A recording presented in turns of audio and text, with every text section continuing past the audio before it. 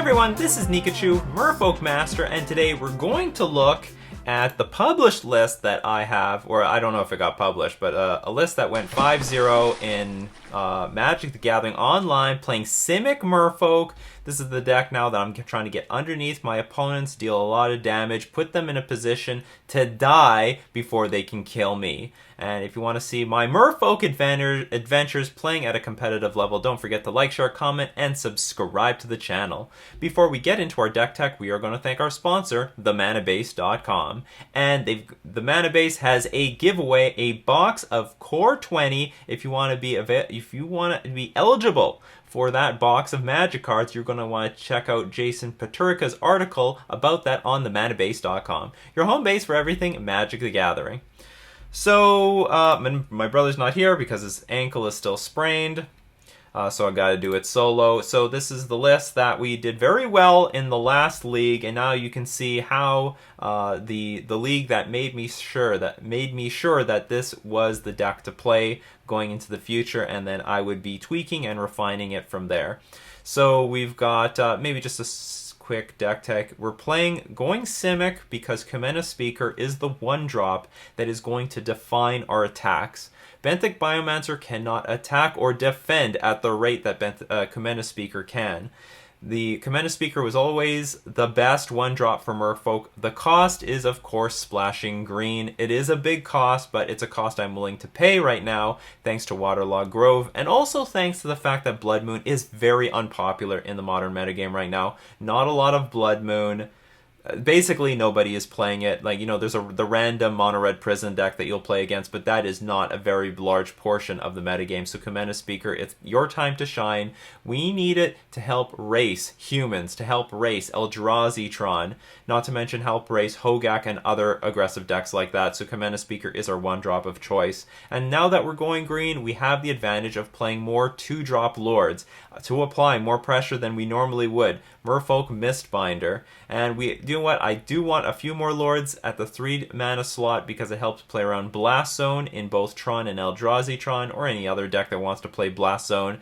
Mirror Regery also helps us tap down blockers in order to get in those final few points of damage after we've already wailed on our opponent with Commander's Speaker. And again, in the past, I was playing Simic, but I couldn't beat Plague Engineer, but also those lists were not playing with Spreading Seas. I'm now back on Spreading Seas. In this list, I basically take out Benthic Biomancer to make room for the Spreading Seas. Benthic Biomancer, it's the best one drop in the mono blue Merfolk deck, but it's still overall not the best one drop, and I don't even think it's worth including in this deck, so I'm just opting not to. It still gets eaten up by Plague Engineer. You need to work hard in order to make it bigger. You need to use up your mana. I don't want to spend that time. We need to be fast in this modern metagame. Not a lot of slow decks out there. Basically the only slow decks are the Plague Engineer decks, but if you're up against a Plague Engineer deck, then I still don't think you have time to activate that Benthic Biomancer. Sideboard, Deprives are basically for blue-white control. Dismembers are for Eldrazi-tron, humans, and perhaps any other, just the attrition-based decks. You know, Mardu Pyromancer, Rock, Jund. Collector Oof is for Affinity, Hardened Scales Affinity, and the Word decks. Oh, and Tron and Eldrazi-tron. I'm bringing it in. You gotta make sure the Walking Ballistas are worthless. Walking Ballista needs to become a big paperweight thanks to Collector Oof. Otherwise, Walking Ballista just dismantles our deck, and everyone has access to Walking Ballista thanks to Karn the Great Creator. Chalice of the Void for Mono Red Phoenix, Izzet Phoenix, and also Mardu Pyromancer, and maybe this is worth bringing in against Jund. I'm not sure, because we're going to be taking out all the Ether Vials against Jund anyway, because they also bring in Collector Oof, so if they're bringing in Collector Oofs to eat up our Ether Vial, we might as well take out most of the Ether Vials. Maybe bring in Chalice of the Void, play it on 1, they can't Inquisition, Thoughtseize, Lightning Bolt, or Fatal Push us anymore. And Grafdigger's Cage, 4 of them, for the Hogaak, for Dredge, and for Neoform. Neoform, not a really big portion of the metagame, and frankly, Force of Negation is usually enough to beat them. Also, Chalice of the Void, you just play it on 0, and they can't play Summoner's Pact anymore, it's a beating. Basically, this deck will never lose to Neoform unless you get supremely unlucky. I mean, you might lose game 1 a lot if you don't have Force of Negation already in hand, but then you're going to win all the post-board games because you have like 4 Grafdigger's Cages and 3 Chalice of the Voids. Just reminding everyone, you can adjust these numbers as you wish. If there's more Izzet Phoenix or Mono Red Phoenix, play more Chalice of the Voids. If there's more Affinity, play more Collector Oofs. If there's more Bloit Control, play more Deprives. And play less of any particular card which is not very important in your metagame. Okay, with that, let's go check out the League. So on the die roll, I can keep this hand. It's a 1-lander on the play. Sometimes you get a little choked on mana, and it's a bit slow, but it's not worth throwing away. And if you draw your second land the next 2 turns, you're pretty much golden, as long as you're playing 2 things a turn. The only problem is if you don't draw a land in the next like 3 to 4 turns, then it's actually a big problem. But you have a 1 in 3 chance of drawing a land, so it's usually fine. Problem starts off with Gravecrawler, so I know I'm up against Hogaak. Hogaak, by the way, it's not gone. A lot of people think Hogaak is dead. No, you're completely wrong. Hogaak did not get banned. Hogaak can still get cast on turn 2 with incredible frequency. The combination of either Faithless Looting or Stitcher Supplier on turn 1, with another Stitcher Supplier, Faithless Looting, or Satyr Wayfinder on turn 2. Satyr Wayfinder says reveal the top 4 cards of your library, take a land from them, put it into your hand, put the rest in your graveyard. They can get, and it's green, so they can convoke Hogaak off of that. So, or you need Stitcher Supplier turn 1 into Satyr Wayfinder, because you can't go Faithless Looting into Satyr Wayfinder. So we got Mutavault, that's perfect, because we got all these Silvergill Adepts in our hand. Silvergill Adept, not the most beautiful card against Hogaak, because it has like a really poor toughness. You require 2 Lords in order to start blocking things like Gravecrawler. I decide to go the Spreading Seas route. I've got an Aether Vial in place, so do you know what? I can get these Silvergill Adepts reasonably out in the future. Let's cut our opponent off mana. It's possible it can hurt them really badly. They are somewhat mana intensive. If they have a Satyr Wayfinder in hand, then it's going to help them a lot. But if they don't have that Satyr Wayfinder, playing things like Bloodghast and Gravecrawlers and Faithless Lootings are all going to be much more difficult going on in the future, in future turns. But they do have a green source for Overgrown Tomb, from Overgrown Tomb to play the Satyr Wayfinder. So if you don't know what this is, this was like an all-star in Standard at one time. When it enters the battlefield, reveal the top 4 cards of your library. You may put a land card from among them into your hand, put the rest in your graveyard. That also makes our Spreading Seas plans a lot worse, because if we go the Spreading Seas route and they play Satyr Wayfinder, they're way more likely to just curve out into the lands that they need. But the most important thing is that this thing is green, and that Hogaak is a green-black hybrid creature, so if our opponent has enough stuff in the graveyard, which they don't at the moment, they got Hogaak in the graveyard, but they only have 4 other cards to delve. These creatures can be used to tap to get the Hogaak in play. At the moment, I'm not sweating too hard, but I do gotta sweat eventually, because Hogaak isn't coming out this turn, it's going to come out next turn, and it will take at least a few turns to hit us. We've got a Mutavault in play, we can play Silvergill Adepts, and Lords at end of turn. We have a reasonable chance of racing the opponent. We get Waterlogged Grove, that's also good. That means we can play more creatures in the future while attacking with Mutavault, so basically by next turn we can play a creature plus attack with Mutavault.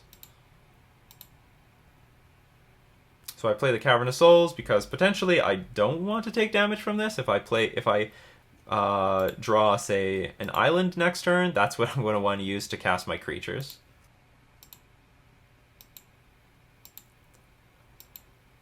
So attacking with Gravecrawler, I am not interested in blocking at all, but that's the weakness of Silvergill Adept. Let's say this was a Lord, and I vial in another Lord. I can very easily block this thing.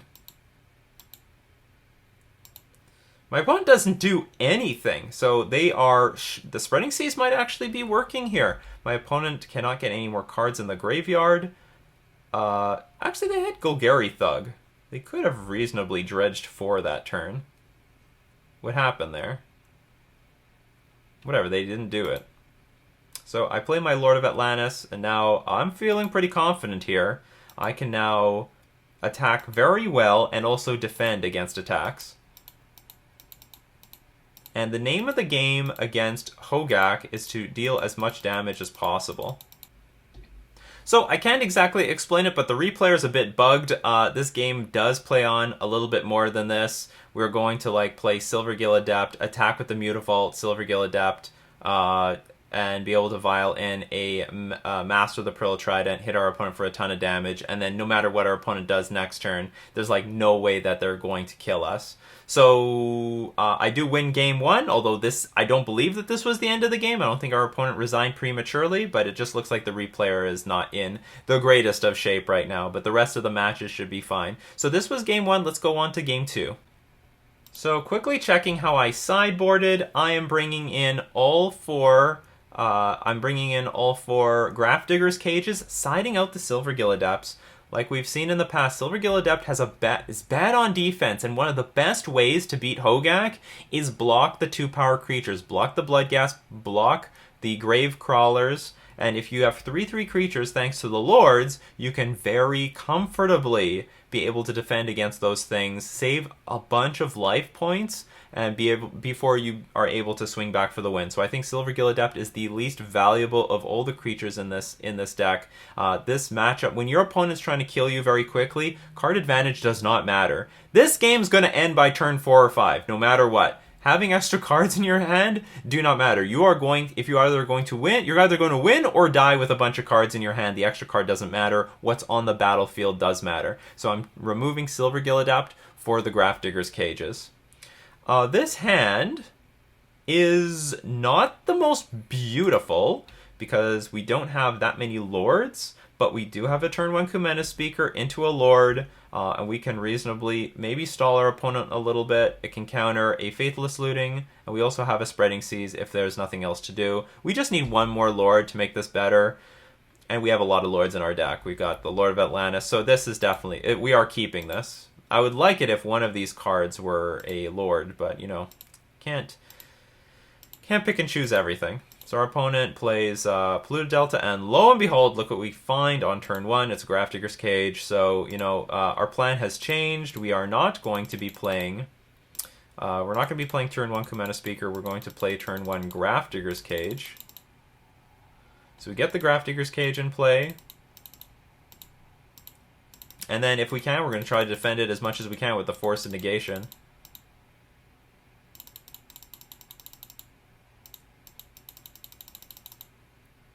What if we just press play? Is that fine?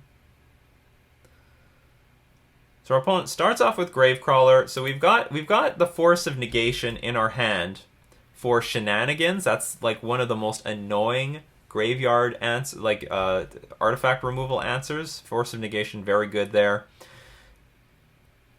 But it can also reasonably answer a bunch of other spells. If they want to play Assassin's Trophy, it has to be on our turn, slowing their turn down. Of course, they would do it if they have to.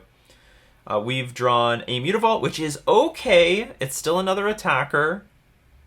It's still another attacker, and if we play Lord of Atlantis this turn, we can play Kumena Speaker and attack with a Mutavault next turn, or play Spreading Seas if we really want to. So I'm playing the Lord of Atlantis. Our opponent attacks for 2. That's okay, because in the future we're going to be blocking this thing with Kumena Speaker. Kumena Speaker is going to be a 3/3 creature when it enters the battlefield thanks to Lord of Atlantis, and we're going to have an excellent blocker against this thing. So they just play land and pass. Their deck is shut down. We've got the Grafdigger's Cage. Whatever the hell they're planning, it's not going to work anymore because Grafdigger's Cage. So now they're going to reasonably have to get to 4 lands and start playing some Vengevines. If they've got Faithless Looting in hand, it's better now for them to be playing... it's better for them now to hold the Vengevines in hand instead of dumping them with Faithless Looting. So I find Aether Vial... And if I'm not mistaken, I am going to play this Aether Vial along with the Kumena Speaker. And attack with our Lord of Atlantis.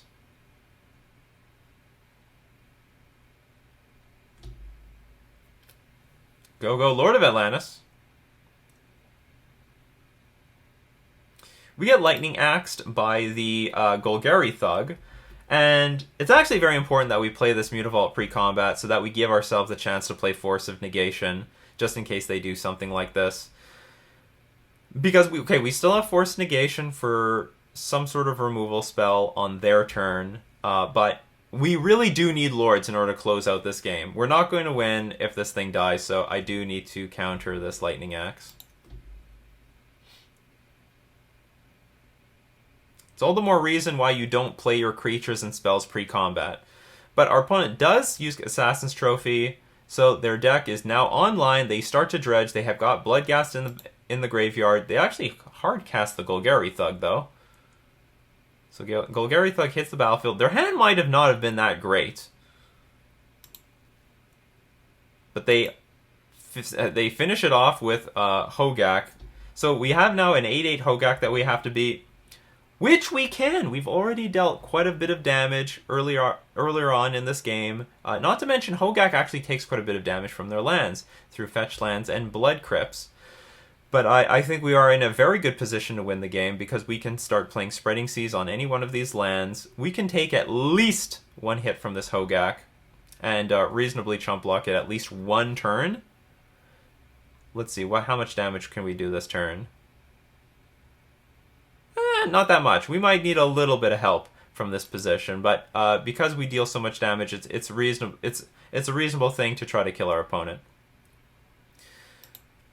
Draw Echoing Truth. Now our hand is played for us. Otherwise, I think we are still okay with playing 2 Kamena Speakers. We would have 9 power on the board, and 1 Lord would win us the game.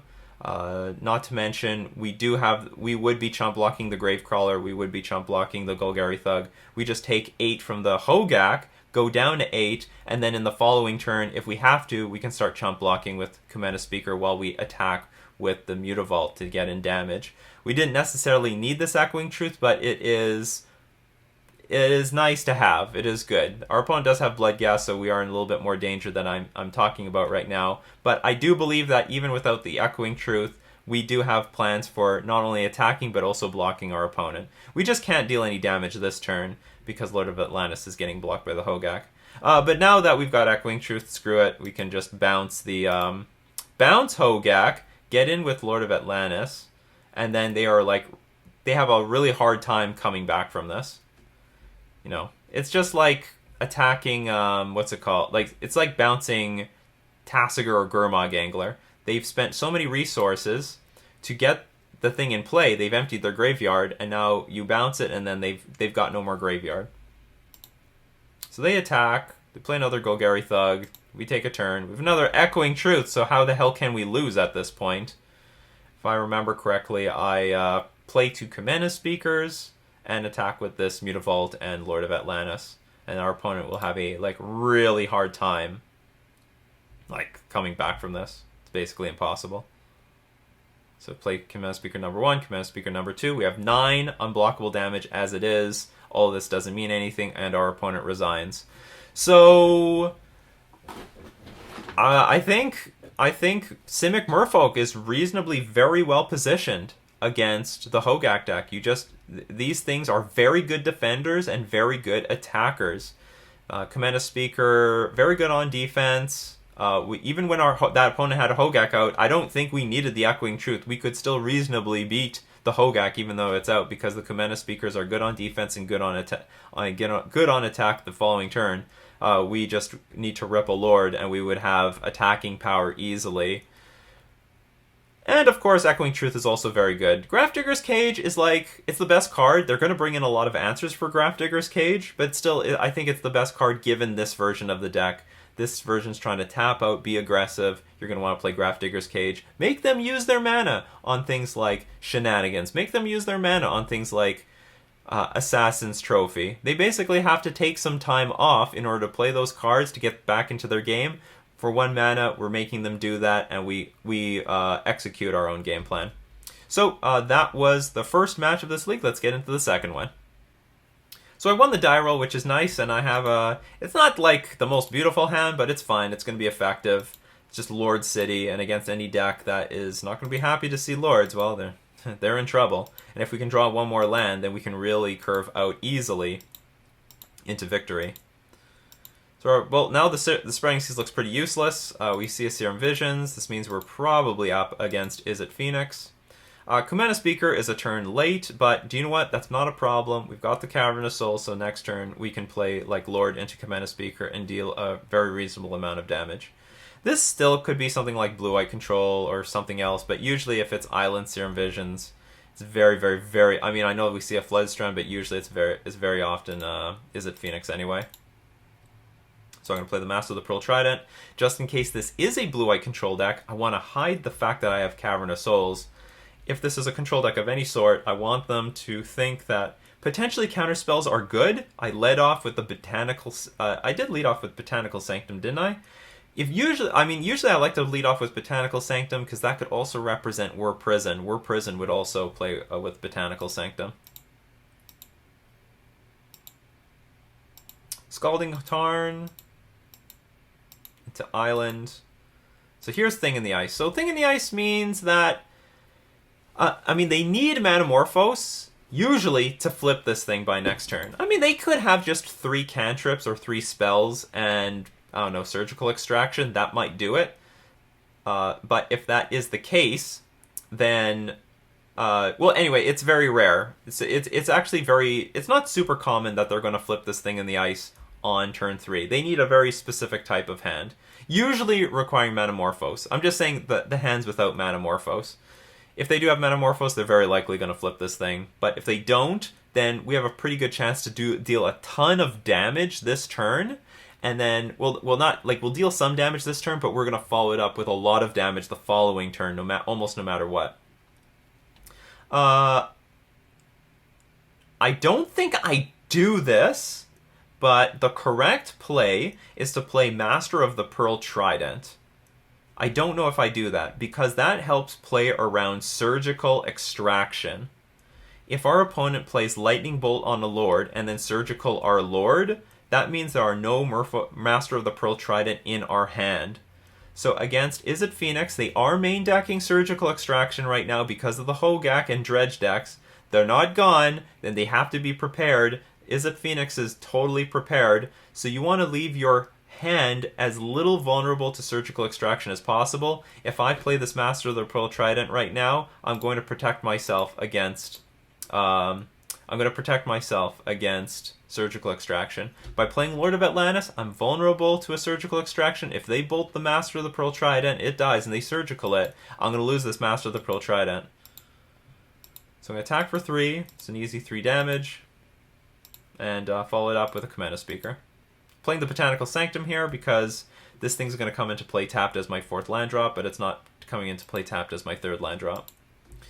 So if Thing in the Ice does not flip this turn, we get in for a ton of damage. Archmage's Charm, not that big of a deal. So Archmage's Charm steals my Commander Speaker. This is definitely an unorthodox card. I've never seen this card before out of Izzet Phoenix. But whatever. Oh, maybe it's good. Counter target spell, target player draws 2 cards. Maybe that's something that they want, but probably not. In this particular list, they played Archmage's Charm. They're going to steal my Commander Speaker. That's fine, because I'm now going to deal at least 8 damage and threaten to win the game next turn. Not to mention, I can Spreading Seas the Sulfur Falls, making it way harder for them to use their cantrips. So Merfolk.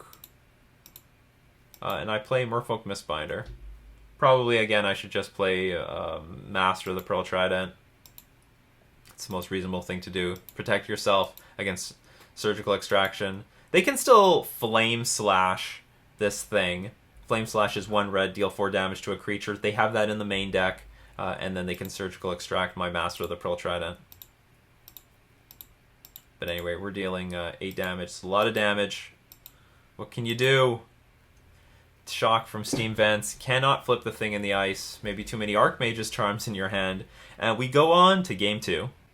So on the draw, this hand is premium, like super, super premium. We have turn 1 Aether Vial into turn 2 Chalice of the Void. As far as I'm concerned, the game is over. Because even if my opponent has Thing in the Ice and flips it, we can reasonably chump block and still attack for the win. So we get this Aether Vial in play. My opponent does have Thing in the Ice. I'm not concerned. You're going to see the power of Chalice of the Void here. It murders decks like Izzet Phoenix. Just destroys them. It's forcing them, you better have a Braid for this thing or you're going to lose. Like, I mean, if I didn't have the Aether Vial out, I think Thing in the Ice has a reasonable chance of beating us. But I do have the Ether Vial, so they can't even they're not going to be able to tempo us out. And even if they play Aria of Flame depends on them replacing their cantrips with other cantrips, like Thought Scour into new cards. Chalice of the Void will prevent them from ever drawing new cards, and the Aria of Flame just isn't going to get enough value in enough time.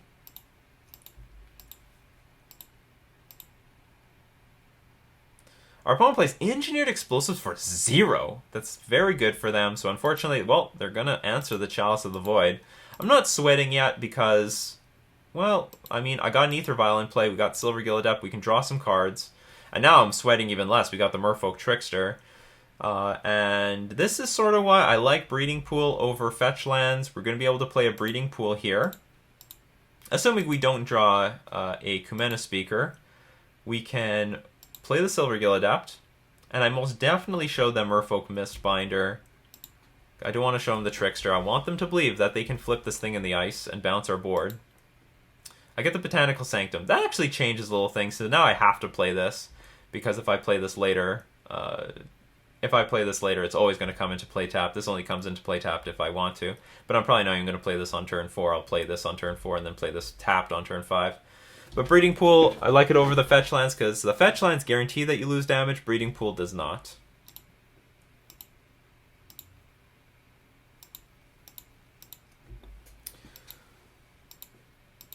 Alright, this thing's gone. Opponent plays Opt, even though this is an instant. And they decide, okay, do you know we're going to play a little patiently? Okay, that's fine. So I get the Merfolk Mistbinder in play, so I can reasonably attack with a few creatures here.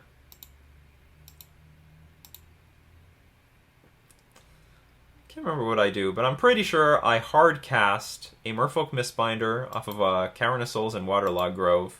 Or sorry, off of Botanical Sanctum and Cavernous Souls. Oh, I don't! I just go in for the attack here. So I have the option of... I'm pretty sure this was free to do, just put the Mistbinder in play. I might be playing around Anger of the Gods. Magma Spray happens. Oh! Oh yeah, I forgot. Okay, I only have 2 creatures in hand. Forget it, yeah. There's no point in hard casting it, because I have Merfolk Trickster available at instant speed, you know, with our lands, and then we can Merfolk Mistbinder at instant speed with the Ether Vial, so there's no point in hard casting it. It's a bit silly. So I put the Merfolk Mistbinder in play to protect our Lord from the 2 damage Magma Spray. But it's all for naught because they got the Lightning Bolt for this Lord, so it will die, and then the 2 damage on this one will kill everything. And in the end, I only get in 2 damage. Which is okay. I'm reasonably okay with this position. They took 2 damage. When this thing flips, I will Merfolk Trickster it, tapping it down. And also, if it flips... okay, by the way, in this particular position, given that we have no aggression, my plan is let this thing flip, let the bounce trigger actually happen, so they bounce my Silvergill Adept back to my hand so I can draw more cards, and bounce the Trickster to my hand. So with the bounce trigger on the stack, I want to play the Trickster, tap the thing in the ice so it doesn't attack that turn, but then get the Silvergill Adept and Trickster back to my hand. That way I can redeploy Silvergill Adept with the Ether Vial, drawing another card, and I can deploy the Trickster on a future turn to slow down this thing in the ice and still continue to get in through damage. Normally, if I have a big board presence, I have a lot of creatures on the battlefield, that is when I want to have... that's when I don't want the thing in the ice to bounce all my creatures. So in that case, I want to Trickster the thing in the ice before it flips. So my opponent's going after Magma Spray. They're going the aggressive route. It doesn't matter what they Magma Spray here. So in my opinion, they should have went after the Opt. This was just a mistake on our opponent's part. So we're not playing against the most seasoned Izzet Phoenix player because the bounce trigger is going to happen, bouncing Silvergill Adept back to our hand. They should have went for the Opt, just draw a card, get the same effect going anyway. So, like I said, I'm going to go with my plan. The plan is let it happen. So with the Awoken Horror bounce trigger on the stack, I'm going to bring in Merfolk Trickster. Tap down the Awoken Horror. And bounce my creatures back. This is actually, given the Magma Spray actually hits the Silvergill Adept. Who knows? Maybe my opponent was anticipating Merfolk Trickster, and if I don't bounce the board back to my hand, then Magma Spray at least kills Silvergill Adept. So maybe it wasn't. Maybe it's not as ridiculous as I think it is. But I honestly don't think they're thinking about that line.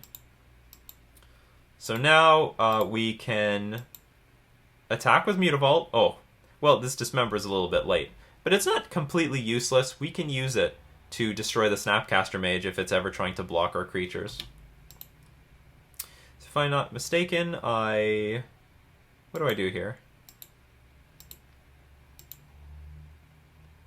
I hardcast the Silvergill Adept. Ooh, and I draw Chalice of the Void. Alright, so forget everything I was going to do before. The Chalice of the Void is now the priority. And I'll play Breeding Pool into play tapped. And pass the turn. So now my opponent is defenseless. They can't really do anything off of the second against the second Chalice of the Void. We're going to play Merfolk Trickster, tap the Awoken Horror. Snapcaster Mage now is very likely just a 2/1 body. Our opponent plays Anger of the Gods. That makes me a bit sad, but we do have 2 Waterlogged Groves to help us get back into this game, so I'm not, like... I think it's annoying, not to mention our opponent still has Snapcaster Mage in hand. So I would say in this spot we're on the back foot. We are in a little bit of trouble. We depend on drawing some creatures to get ourselves back in this game because they have a much larger creature ahead of us, and they also have Snapcaster Mage into Anger of the Gods for to wipe our board again. So I find a Lord off of all of my. I do find a Lord. It's good. Now with this mana, I decide I'm going to play Silvergill Adept. And then I'm very likely going to... I show them the Mass of the Pearl Trident. Draw Deprive. That is a very good card. Now I can counter the Snapcaster Mage. And I'll attack with Mutavault. Because why not? We can take 2 hits from the Awoken Horror. Our life total is basically at 3. Because we can take 2 hits from Awoken Horror. Opponent plays Scalding Tarn. They don't know this, but like Snapcaster Anger of the Gods right now would hurt me by a lot. Because now I have like no chance of coming back. But now that they wait until end of turn, playing this Master of the Pearl Trident gives me a very good chance of coming back.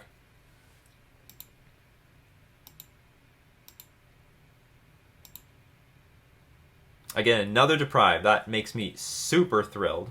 Really, really happy. So now with this board, I believe I attack with the Mutavault and Silvergill Adept.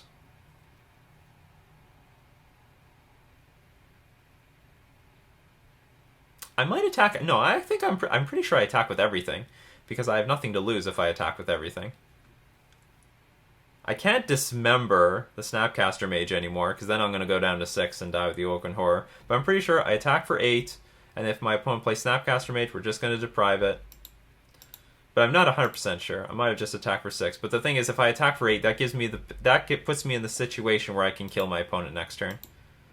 And I would love to deprive... I don't have a land drop for this turn, so I'd love to deprive a Snapcaster Mage. My opponent plays Cryptic Command. That's beautiful. So it looks like this is not really the Izzet Phoenix deck that I thought it was. It's much more of a... it's just a blue-red control deck. It's not really Izzet Phoenix. They have to be a blue-red control deck. Between the Archmage's Charm and Cryptic Command, they've now revealed themselves. It's actually probably Blue Moon. Blue Moon with a Thing in the Ice as a win condition. But here I can now play Deprive. And I think this is the land that deals me the least damage. If I tap Botanical Sanctum and the Breeding Pool and I put Botanical Sanctum back in my hand, I can't recast it for the turn untapped. And I don't want to bring Breeding Pool back to my hand and put into play for 2 damage. The best thing would be bring back Waterlogged Grove, then replay that for nothing. I mean, it's costing me 1 life right now, but it's not guaranteed that I'm going to play a second Deprive next turn. And also, I give myself the option of replaying the Waterlogged Grove on my second main phase and then cracking it for a card. So I deprive, bring back Waterlogged Grove. Cryptic Command is countered. Attack for 8. Easily attack for 8. Play the Waterlogged Grove, and I can afford the life. I can go to 8. It's not a problem. I could not afford to bring this back and then take 2 life. So we still got deprive for the Snapcaster Mage.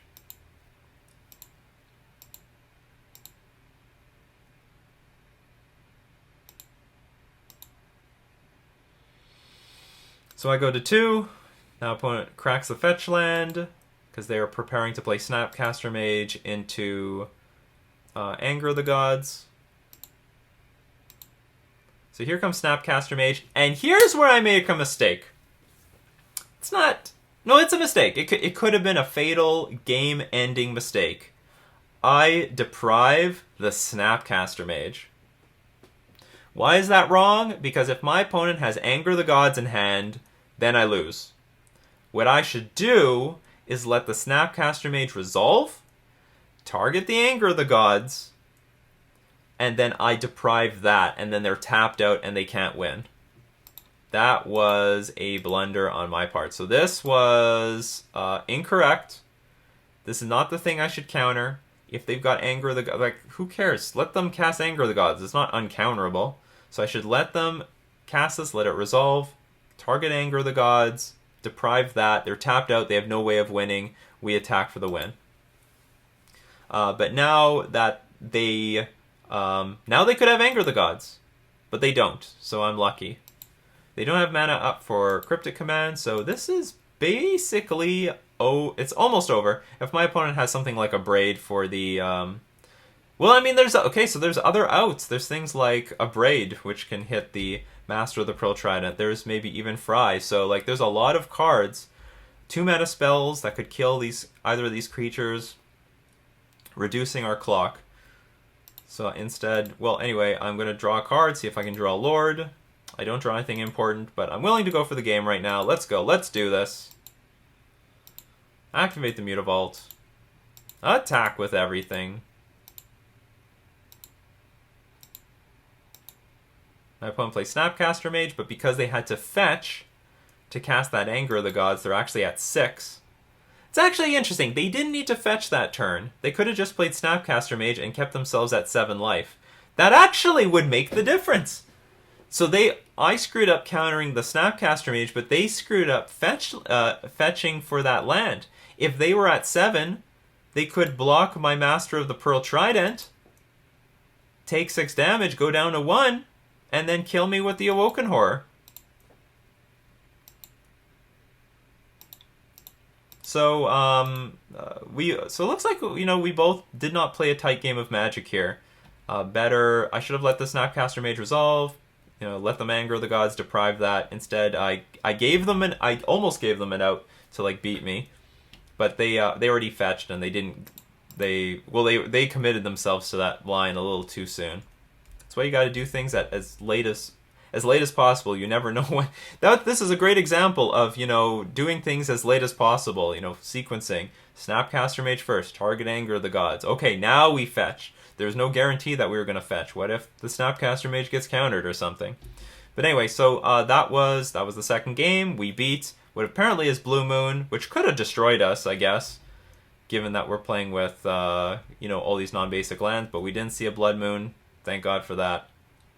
And so even against Blood Moon decks, you know, we're still in good shape. Unless this was just a blue-red control deck minus the Blood Moon. Because I don't know if Blood Moon does not seem to be the most perfectly positioned card in the metagame right now. Anyway, that was match 2. Let's go on to match 3. So we lost the die roll. This hand is, like, pretty poor.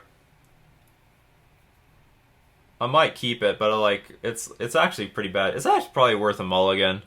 Like, there's no beef here. You got, like, a Commander Speaker and no other creatures. Like, Commander Speaker wants to see other creatures. And, like, there's nothing to protect with Force and Negation because we have nothing on the board. We can draw a card with Spreading Seas or Waterlogged Grove, but it's not worth it. I actually think you should mulligan here. I don't know if I keep it or not. I keep it.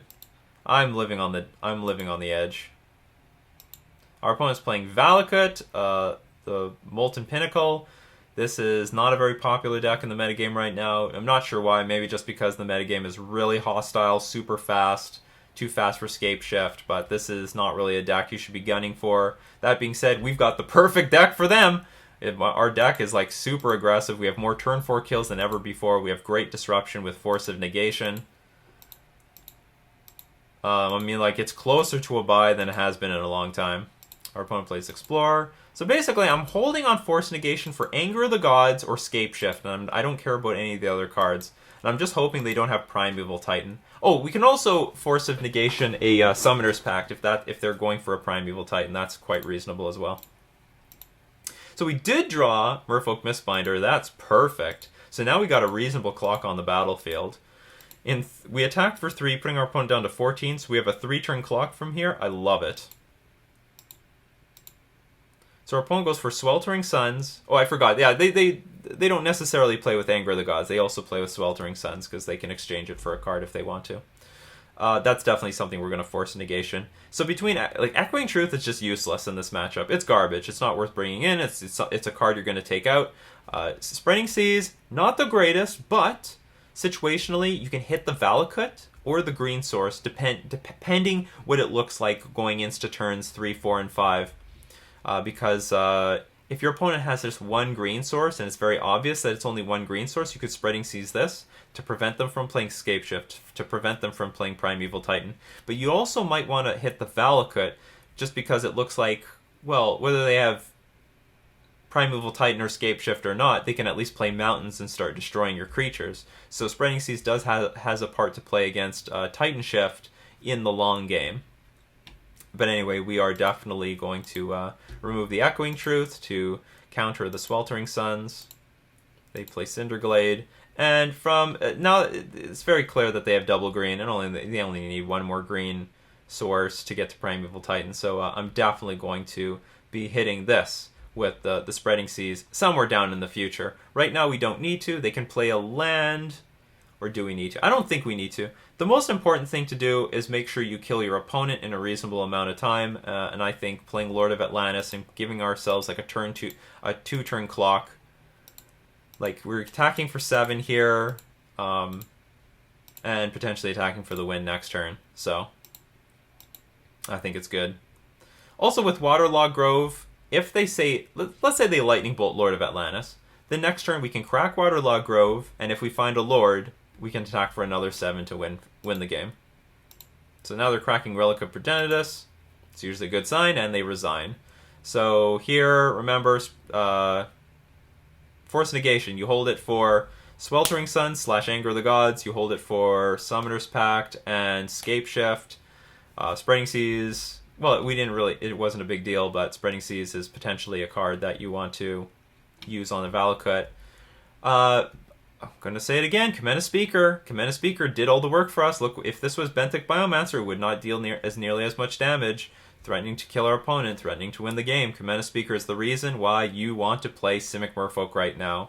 And we're only playing with 4 of these 1-drops, but it's the 1-drop that matters. Kumena's Speaker in Modern 2019. So that was game 1. Let's get into game 2. So the way I sideboarded here is we got rid of the Echoing Truths. They're not good. And we got rid of 1 Spreading Seas just to bring in the Deprived. So the worst card in the deck is Echoing Truth, and the next worst card is Spreading Seas. Like, it's just a situational card. It's not like it's by no means like that great. I like having 2. I'll say this. I like having 2 Spreading Seas in the deck because you get into a lot of these games against Valakut when you go into the long game, you've countered the most important spells, they've blurted a billion lands out, you countered the Primeval Titan, and now you're just trying to push through the last points of damage with like 2/1 Silver Gill Adepts and your 2/2 Commander Speaker, but all this stuff can get shot down with lands and spells that search out lands. Like, there's a billion lands in the deck, and if your opponent has Valakut out, just 1, then suddenly they can start shooting down creatures. If they have 2 Valakuts out, they can shoot 2 things at once for every mountain that they find. So Spreading Seas in the late game, I do like it. I like having at least 2 in the deck, so I'm willing to shave up to 2 to accommodate our sideboard cards, but I usually leave 2 in. And that's it. We just brought in Deprive because it counters the most important spells like Primeval Titan, Scape Shift, and a sweeper effect like Anger of the Gods or Sweltering Suns. This hand is This hand makes me nervous, but I'm going to keep it because we can play things at instant speed, playing around the sorcery speed removal. Like, it makes me nervous because we don't have an actual counterspell to win the game. On the other hand, it's a hand that can reasonably win the game with damage, especially with Kumena Speaker. But what makes me sleep better at night is if I have a counterspell in hand. Our opponent suspends Search for Tomorrow for their turn 1 play. We're just going to play an Aether Vial and pass. We have some Spreading Seizes, so that could reasonably mana screw our opponent if they're revealing to us that they don't have that much green mana. They play Kahalni Heart Expedition, so it's very likely they're going to have green mana. This is very easy to activate Landfall. When land enters the battlefield under your control, you can put a counter on this thing, and then you just remove 3 counters from it, and you put 2 lands in play. So it's very hard to mana screw them. So Spreading Seas is very much going to be a card to hit Valakut, the Molten Pinnacle, if they reveal it. So here, I just want to get some pressure on the battlefield, so I'm going to play Silvergill Adapt. I also want to start digging for counterspells. Counterspells add pressure. I reveal Kumena Speaker. It's the most reasonable card to show because I'm going to put into play immediately. Keep the Mirror... Like, especially in this matchup, you want to hide the Lords. You don't want them to know that you have a Lord. Not that, like, showing them a Lord is, like, the end of the game or anything like that, but if they know you have a Lord in hand, then they know that you have the ability to play it and then threaten to kill them. So I'm very happy to show them the Kumena Speaker. It's not that big of a deal. They're about to see it in this turn anyway. So they play Secret Tribe Elder, which is a good blocker, and they play the Valakut, so that is a Spreading Seas target. Here's the Kumena Speaker. And given that we have 2 Mirror Rejuries in hand, it's very likely that we are taking the Vial up to 3 by the next turn. We don't want to rely on having to find lands. And I draw the Force of Negation, which now makes me very confident I can win this game. Because, I mean, if they've got... I want to empty my hand in the next few turns. And I want some protection against the Sweltering Suns. Anyway, they're going to save some damage here. That's fine. We're going to take 2. And we're still going to draw a card this turn. Play the Spreading Seas. Come on, Lord. Not a Lord, but it's a land, whatever. So we can play our Aether Vial and start taking that thing up to 2. For any of the 2-drops that we're going to draw in the future. So Kahalni Heart Expedition, get Sacrifice, get some more lands. Yeah, I didn't want to Spreading Seas the forest, because if I did, then they would just find 2 more forests. Whereas if I hit the Valakut, now if they find any more mountains off the top of their deck or they search for them, it doesn't matter. The Valakut is offline. Showing that, Spreading Seas is not the greatest card in this matchup, but it has its moments. Here's one of them. So our opponent plays Summoner's Pact. Hell no. Hell no. So we're going to Force Negation, throw away the Spreading Seas. We don't need another one. We also need to keep the creatures because we need some reasonable way of winning the game here. We're going to play Search for Tomorrow, but I'm really depending that our opponent just can't do anything from here. They're just... there's a lot of games against Titan Shift where they build themselves up for the win condition. You just counter the 1 win condition and they're out. They're out. Now their hand is just full of empty nonsense. We were certainly cold to a Primeval Titan, so we had to hope that they had the other 2/3 of their win conditions. So Merfolk Trickster is great, so that if a Primeval Titan does hit the battlefield and finds 2 Valakuts, we can then stall them at least 1 turn by trickstering it. So I'm just going to attack for 4 here. I'm not going to play the Mirror Rejury, because if I do, it's going to get eaten up by Sweltering Suns. I can still win the game by vialing in a Mirror Rejury at end of turn, casting Merfolk Trickster at end of turn, and then hardcasting a Mirror Rejury on my turn.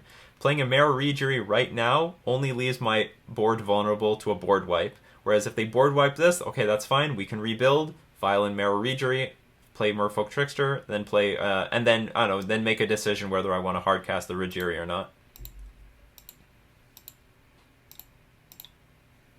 And look at that, my opponent plays Sweltering Suns. We did not play into it, we played around it, no problem, alright.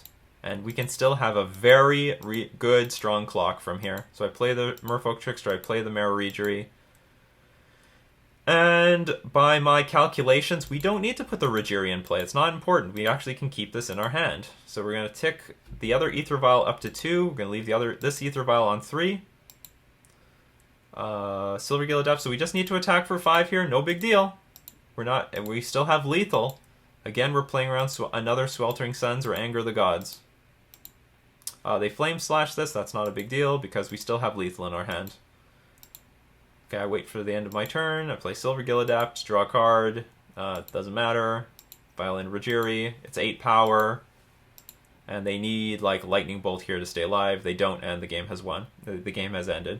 So in this game, we learned a little bit about patience. Don't leave yourself vulnerable to the sweeper effects. Those sweeper effects are very common in Titan Shift. They've always got the Anger of the Gods or the Sweltering Suns for us. So if you... I don't mind risking it if I can win a turn sooner. But if we're not winning a turn sooner, who cares? Play patiently. Don't be vulnerable for nothing. Yeah,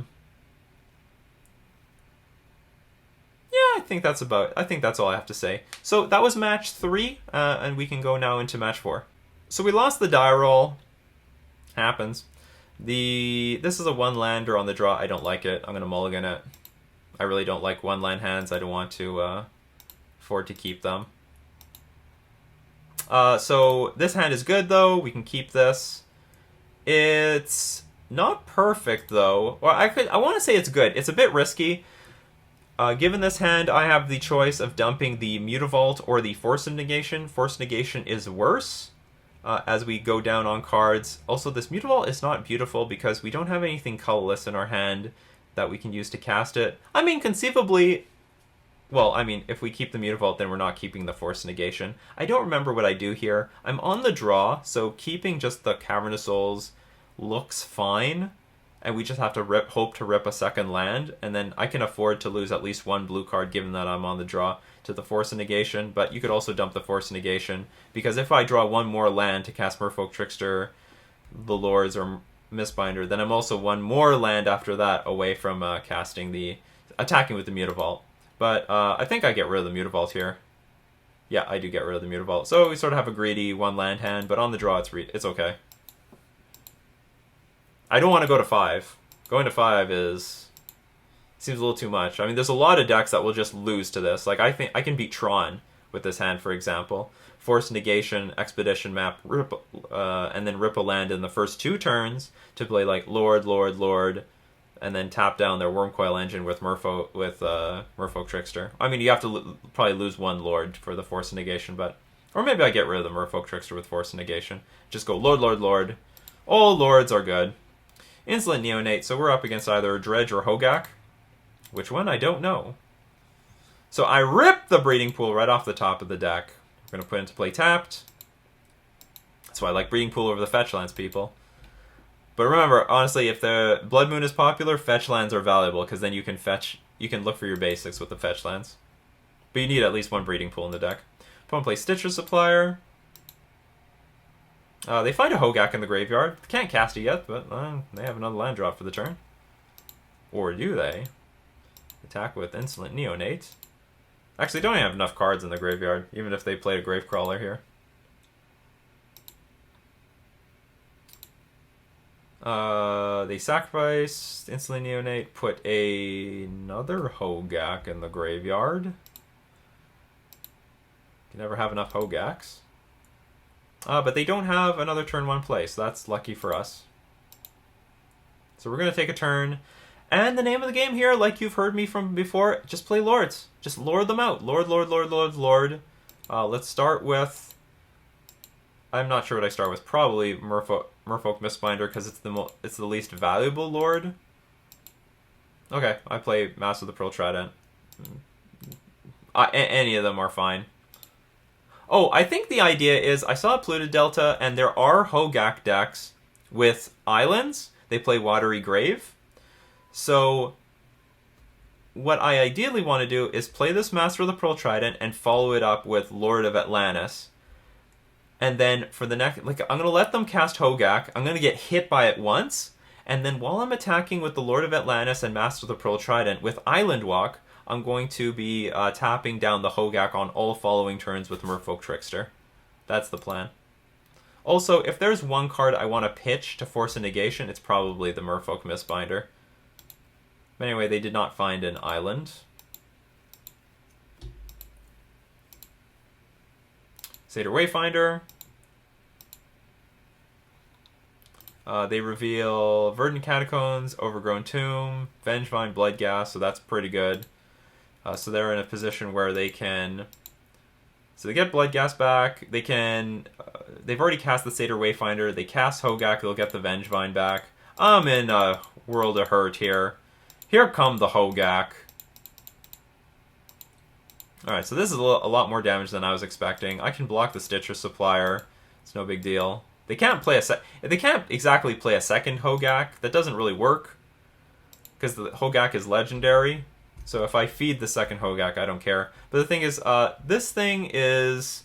Stitcher Supplier is either a future blocker to my attacks, and it is all still a little bit of damage. So you want to deal with as much damage as possible. They find a Bloodghast, which is the only dangerous thing. It's another attacker. Commander Speaker is okay, because now if I draw a land, I can play like Merfolk Trickster and a Commander Speaker at the same time. What do I do here? If I play a Lord... Well, playing a Lord doesn't really accomplish anything. I can't attack. The best thing is just to play Merfolk Trickster, tap down the Hogaak, block a Gravecrawler or something. Yeah, I just do nothing. The Lightning Axe, we can force negation that, no problem. Pitch away the Mistbinder. Okay, go to attacks. Let's tap down the Hogaak with our Merfolk Trickster. We're still going to take a decent chunk of damage, like from Vengevine, at least one of these 2/1 creatures.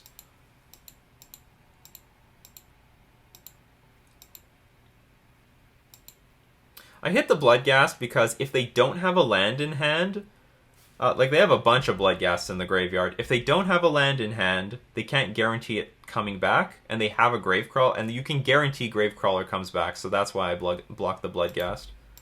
Unfortunately, all the Bloodghasts are coming back, and they all have haste now. So, the odds of winning this are not looking very good. Land! No, I don't find a land, so it's useless. The game has ended. If I did draw land, well, it wasn't really doing anything, because I still can't deal with this Vengevine very well. But anyway, that was game 1. Let's go on to game 2.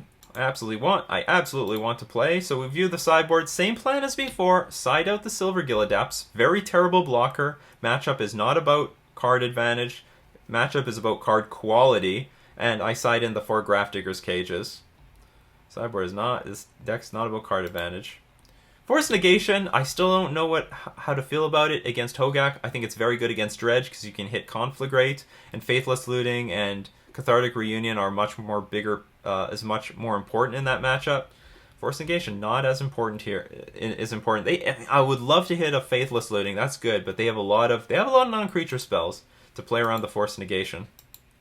I keep this hand. It's quite good. We've got Force Negation to. I mean, it's got a lot of non-creature spells, but I like that I have some early pressure with this Lord. If we draw one more Lord, we're in really good shape. Faithless Looting, snapping it off, not even considering it. We keep the Echoing Truth because that is our Hogaak trump card. They play Hogaak, we bounce it, and usually they're in a lot of trouble from there. So we Force Negation that thing. Go pick up another Force Negation, which, I mean, it can be good, but usually the first, we don't need it anymore. We've already spent a lot of cards. So we attack for 3, so we're attacking for 5 every turn. It's a very good rate. Stitcher's Supplier hits the battlefield. Sure. Satyr Wayfinder. They found a bunch of crap. It's not important. Carrion Feeder. That is not crap. That actually makes it very difficult to attack. Sorry, no, it does not make it difficult to attack because it cannot block. And if I am not mistaken, I forget about that. I forget that it can't block and I should attack with both these creatures. I only attack with the Commander Speaker because I'm scared Carrion Feeder's going to block my Master of the Pearl Triad and sacrifice the Stitcher's Supplier. This league was played a little while ago. So I should attack with both creatures. I only attack with one. How embarrassing. This is like the second time I've done that. Like when the Carrion Feeder just came out, I forgot that it couldn't block. But then I learned. but then somehow I unlearned it. It just feels like a card that's supposed to be allowed to block. Whatever, so Stitcher Supplier blocks. I don't mind. You know, in the beginning, I was scared about Stitcher Supplier. I was scared that it was going to help feed the graveyard, help our opponent. But it actually just buys them more time than I want to give them. I don't want to buy them so much time. I think you have to attack, force them to block, lose it, and then make your following attacks after that. Clear the board for your attacks. If you keep passing the turn back and forth, well, eventually your opponent is just going to build this enormous board with Hogaak and Vengevines and Bloodghasts. You don't want to be in that situation. Kill this thing immediately. Clear the board. They're still going to take some time to build up their huge army of creatures, but in that time you can keep attacking them, putting yourself in a position to win the game. So that thing dies. Sack to Carrion Feeder. No big deal. If I'm not mistaken, I'm going to remember, like, probably by next turn that this thing cannot block. So I play the land. Situation's not too bad. I can force negation something, and then if I don't use force negation, we can crack the Waterlogged Grove for potentially a good card. So our opponent has used this Gemstone Caverns one too many times. They play the Satyr Wayfinder.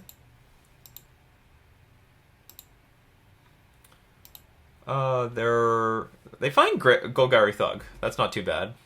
So now they can start dredging.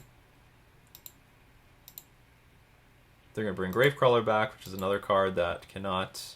Or what do they do? Oh, they just put the land into play tapped. But I don't understand why. They could bring a Gravecrawler. Oh, they need a zombie, right? You may cast Gravecrawler from your graveyard as long as you control a zombie. Well, this is a zombie, so I don't understand why our opponent does not play it. Seems quite reasonable to do that.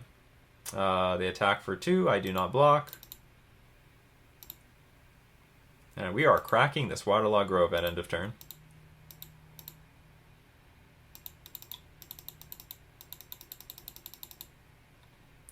They sacrifice the Satyr Wayfinder.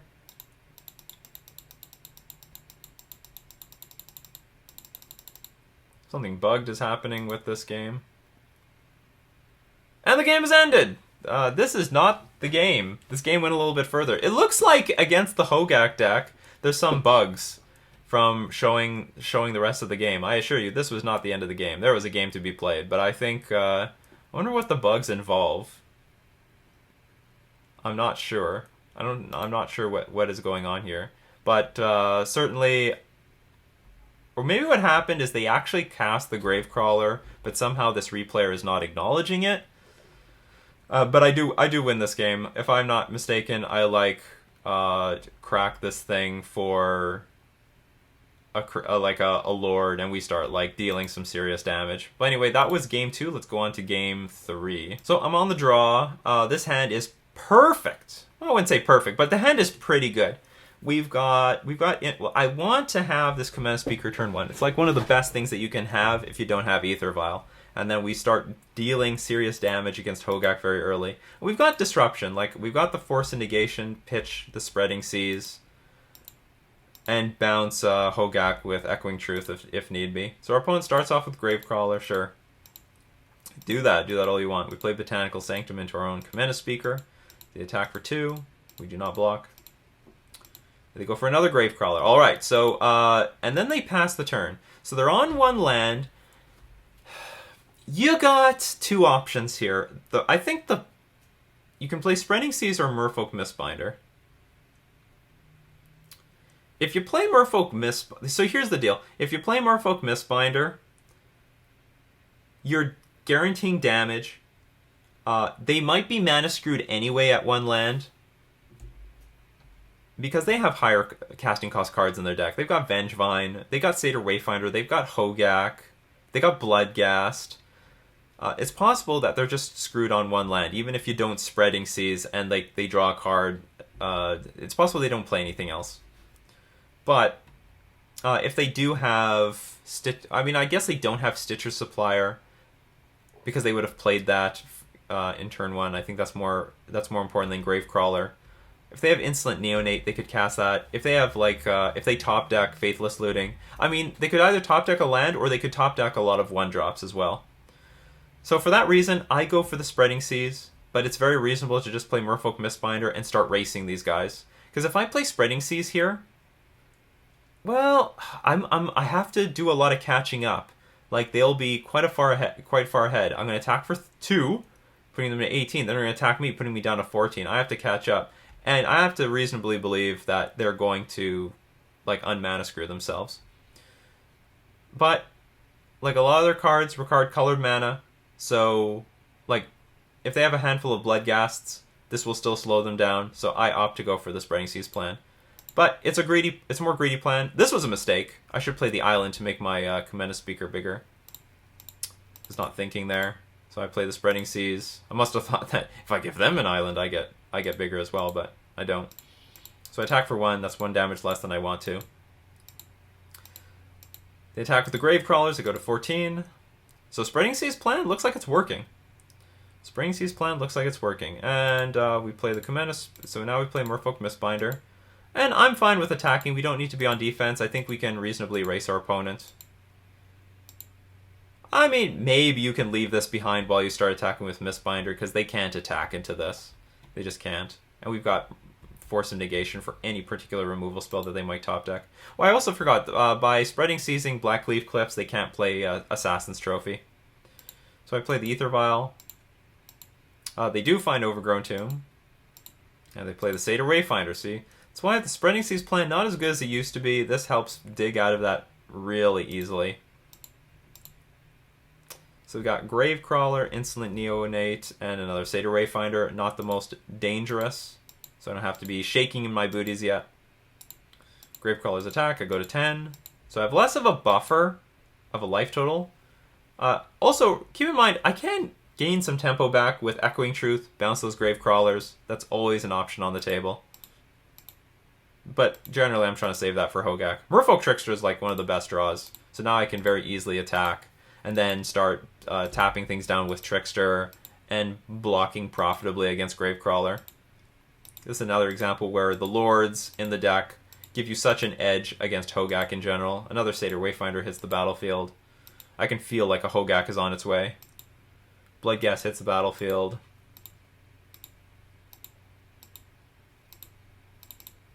Another Gravecrawler hits the battlefield. Things are getting tapped for Hogaak. Now,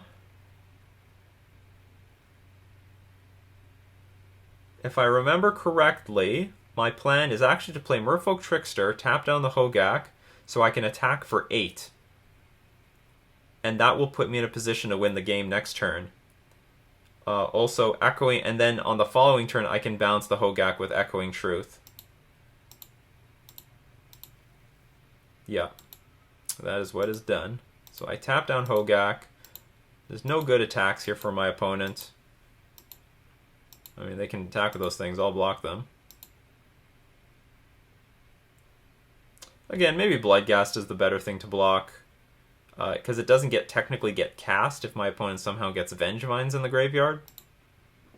But again, their mana is taxed. Maybe someone out there has some concept of what's better to block.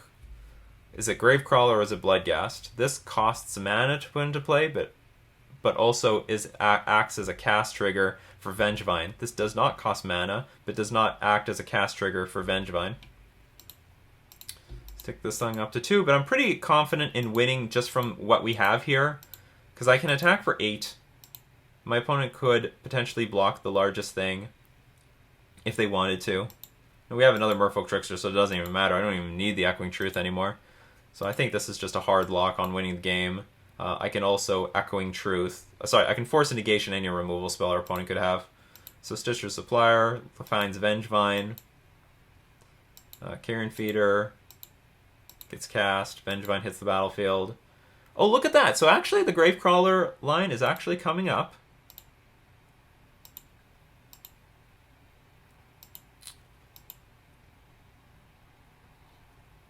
But it didn't involve sorry, the Vengevine line actually did not involve the Gravecrawler, so it doesn't matter. Vengevine just got entered the battlefield through Carrion Feeder. And, or did they play? No, they did play a Gravecrawler. They did play a Gravecrawler. Okay, so it sort of mattered. But I think, yeah. Whatever. So from here, it's still an easy win. We block, we tap down Hogaak, and then we have the option to Echoing Truth the Vengevine if they attack. We have more, they can attack with everything, it doesn't matter. We then, I mean, technically we only needed to chump block this thing, and we would still win. Yeah, because we can take 6. I don't remember what I do. I think I just block a Gravecrawler and then Echoing Truth the Vengevine because it looked free. If my opponent has any removal smell, I can Force of Negation it. So I think I don't need to hard cast it. And it looks like that's going to be it for my opponent. They can dirtle around all they want. It's going to do nothing. You cannot block with Bloodghast, Gravecrawlers, and Carrion Feeders. You can play another Hogaak, sure. I have more attackers than you have blockers.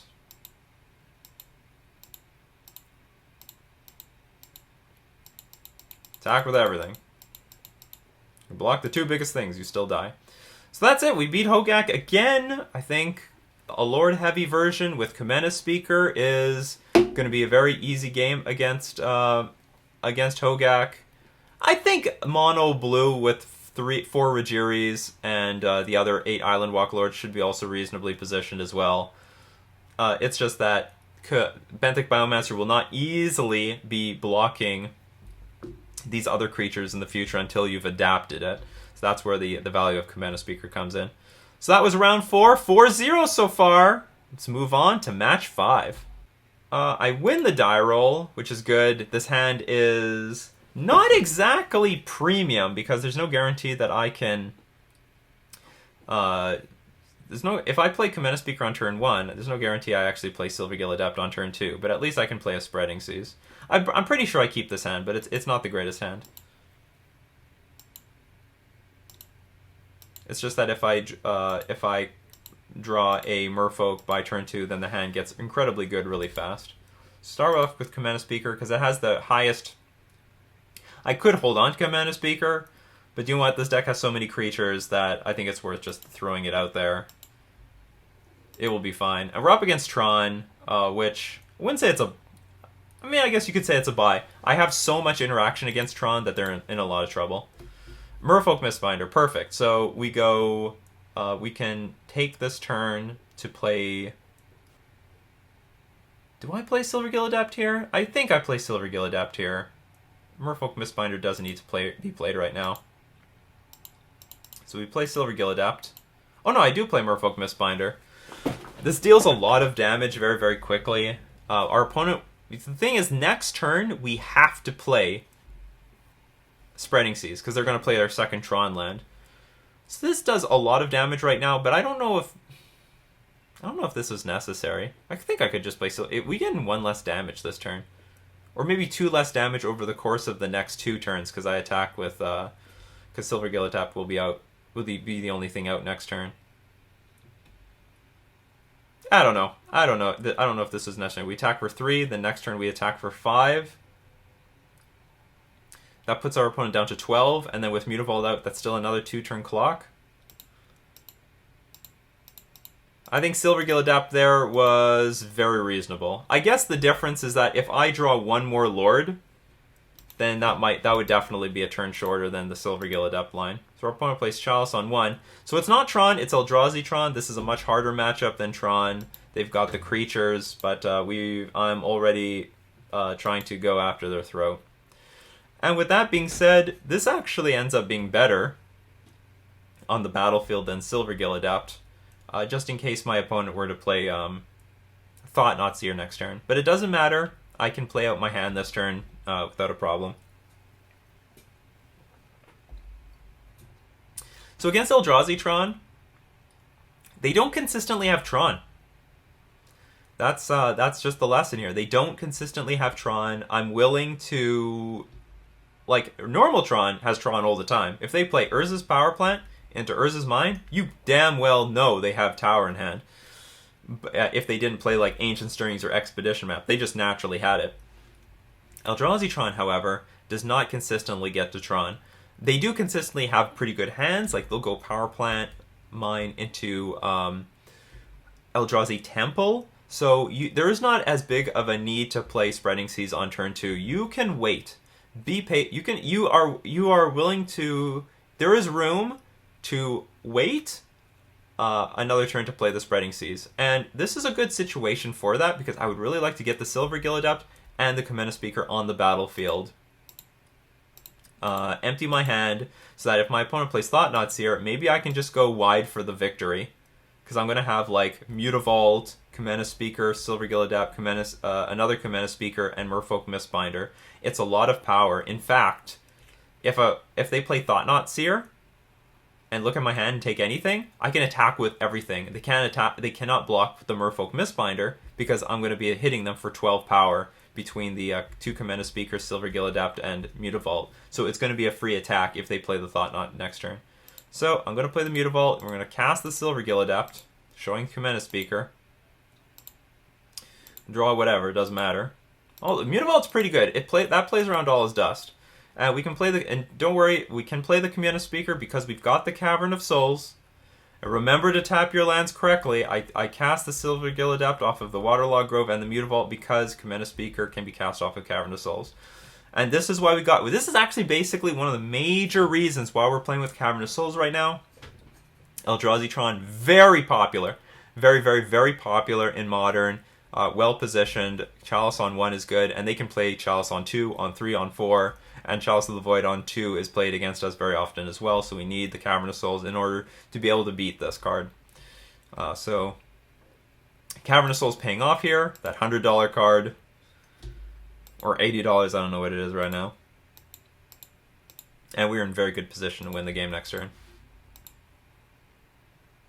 So here's Matter Reshaper, not a big deal at all. We can bounce it with Echoing Truth and just win the game.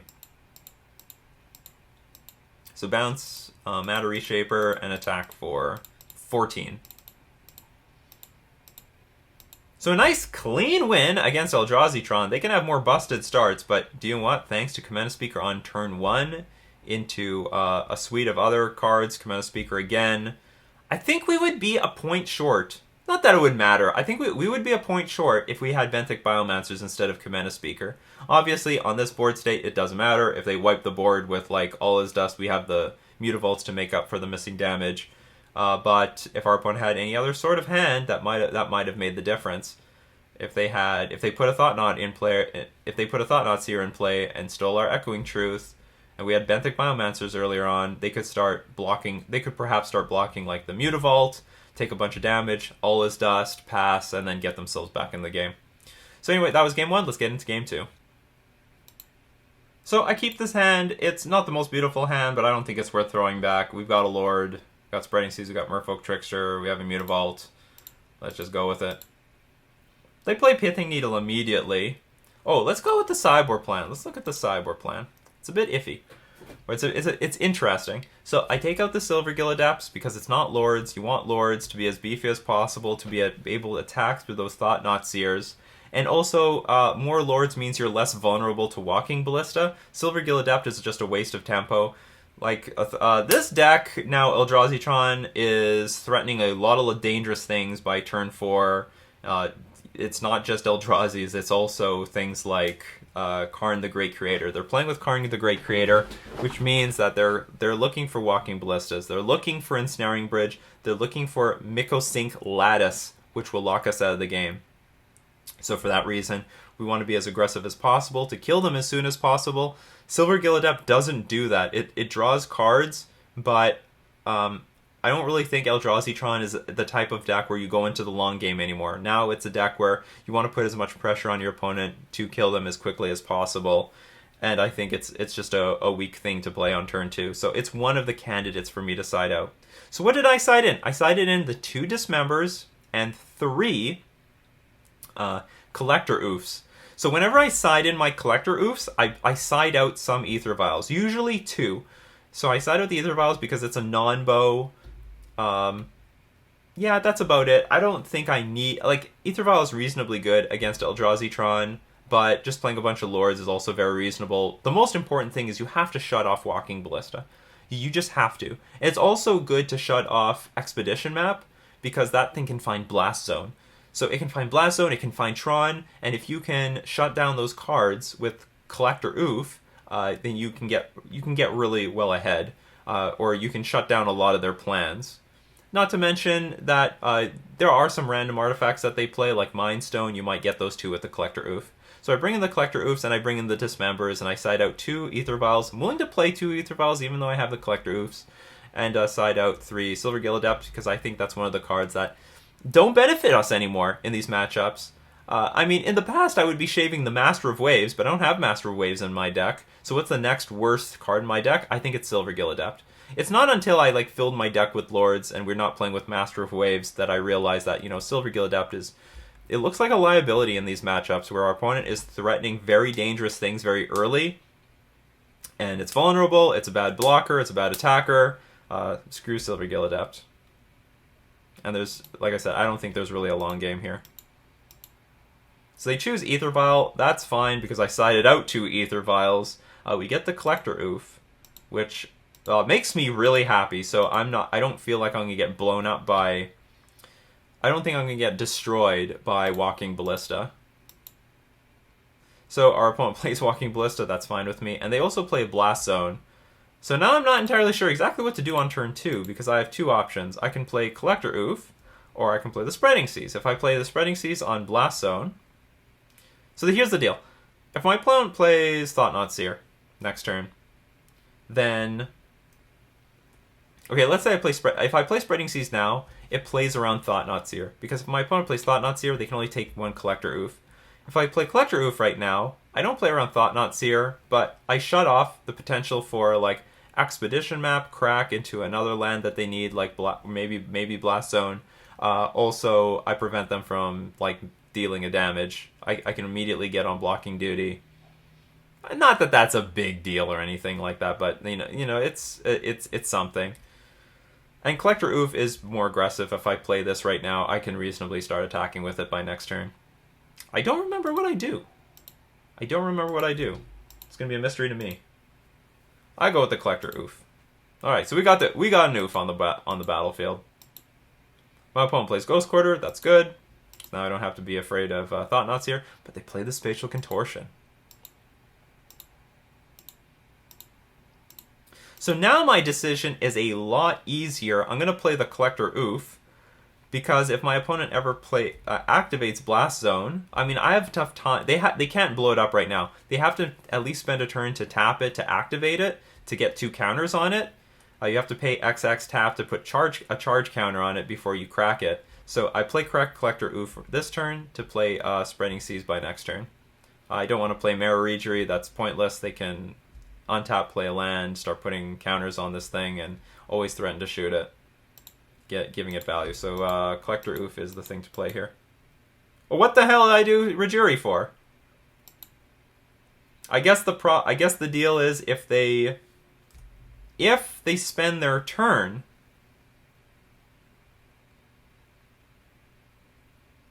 If they spend their turn paying 4 mana to put a counter on this and shoot this, then it wasn't a concern anymore. They also have 3 cards left in hand. I guess I was just preparing for a big turn, but this leaves me vulnerable to Thought-Knot Seer, like very vulnerable. Although the Blast Zone is not as dangerous anymore. If I get to untap, I can reasonably play like Master of the Pearl Trident, Merfolk Trickster, and the Collector Oof all in 1 turn.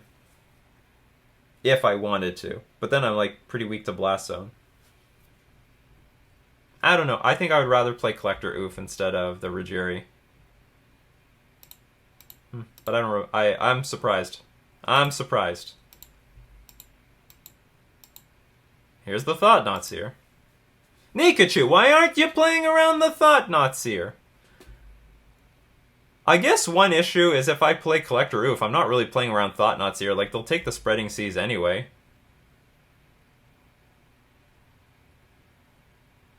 But then I can play like a Lord. I don't know. Maybe I don't know what the best option is. So the Thought-Knot Seer looks at my hand. Takes Master of the Pearl Trident, so they did a big favor for me. That was not the correct thing to take. They should either take Collector Oof or the Spreading Seas. Spreading Seas can hit the Blast Zone. Now what do I? Now I don't know what I'm doing, and I just draw a Lord of Atlantis like it's my job. I have a lot of options here. I could play Lord of Atlantis into Merfolk Trickster into Spreading Seas the Blast Zone and attack, and Walking Ballista cannot kill my creatures. It's not going to happen. Even if they activate it and put another counter on it, my creatures are protected, and I can reasonably put a lot of pressure on the next following turns. I can also play Collector Oof and just Merfolk Trickster, tap down the Thought-Knot Seer, and then next turn place Spreading Seas into Lord of Atlantis.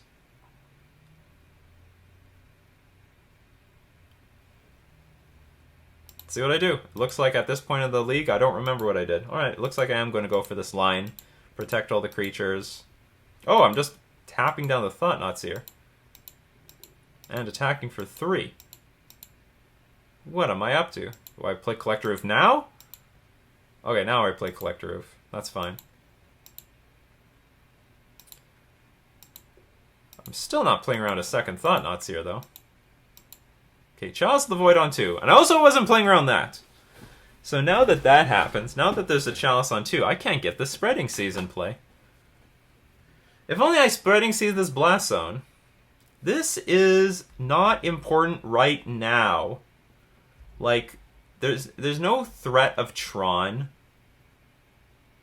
Oh, there is a problem with Spreading Seasing this, though. If I prioritize Spreading Seasing the Blast Zone, I don't technically have Island Walk because of the Ghost Quarter. They can always destroy it.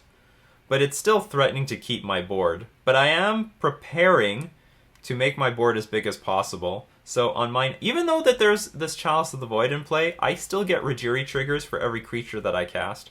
So on my turn, I can still cast the Rajiri, tap down Thought-Knot Seer, and attack for...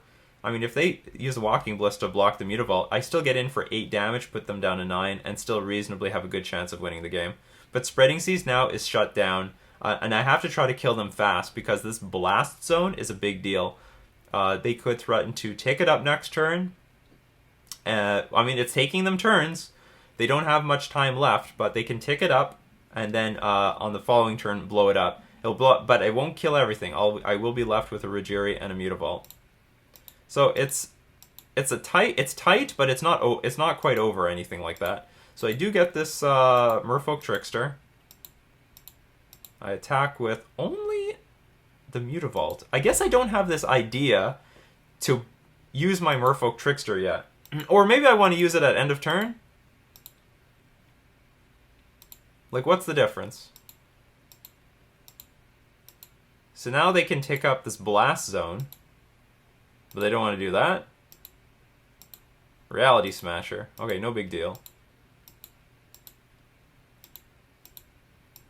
So I now play this Trickster. I don't know what I was thinking at this time. I don't know, I guess there's a lot of lines. And I'm just not getting punished. My opponent is deciding to play creatures instead of taking up Blast Zone. Really? I don't know what you tell me what you would do. What would you do? Command Speaker was a fantastic draw, because now I can use that as a tap trigger as well. So on this turn, what happens? I can play... I think the best thing on this turn now is play Command Speaker. It gets underneath the Chalice of the Void. And it's also threatening to win the game. Help go wide and win the game next turn. Next turn I can just play Merfolk Trickster, tap down 1 creature.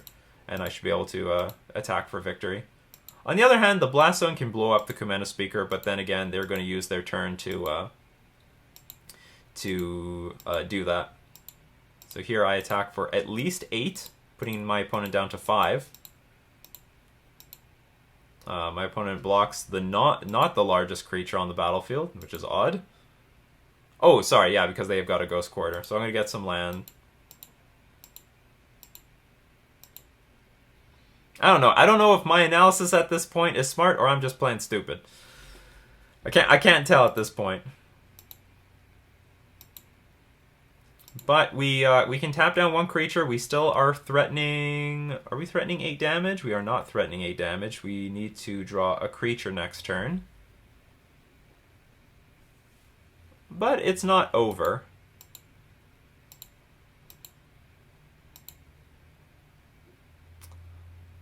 Our opponent doesn't do anything. I don't do anything either. There's no point in playing the Merfolk Trickster. If I draw any 1-drop creature or a lord, I can tap down the 2 creatures and win the game. It's possible if I can also win if I top deck a Maraudery. So what happens is I play the Maraudery, I untap a land, then I play the Merfolk Trickster. It's going to get countered by the Chalice of the Void, and I tap down the 2 creatures. But I don't see a world where I need to play this Trickster right here, right now. Do you know what? There is a world. If I top deck Waterlogged Grove, I should play Merfolk Trickster right here, tap down one of the creatures, hoping to draw Waterlogged Grove, and if I draw that Waterlogged Grove, then... Wait a minute, don't I just win? No, I can't. Don't I just win here? No, I don't win because of the Blast Zone. Blast Zone is going to blow up my Commander Speaker. But yeah, I need to... So I can crack Waterlogged Grove and play a second 2-drop. So I should play Merfolk Trickster here. Instead, I don't. I'm trying to be clever, but I don't get punished for it. If I drew a Waterlogged Grove, if I played it and cracked it, I would have to hope to top deck a Commander Speaker. Anyway, so now I have 2 creatures in my hand. I can throw them away to Chalice of the Void. The Rajiri gonna get in for the triggers that are necessary for winning this game. And this game sort of illustrates why I might want another Cavern of Souls in my deck. This situation happens often, where they put a Chalice onto and they just make it very difficult. It also means that, like, you can't play your Spreading Seas. So anyway, we tap down Thought-Knot Seer, and we attack for 8. Because even if they blow up the Commander Speaker, Collector Oof gets in for damage. They put a counter on Blast Zone, it doesn't matter, and they die.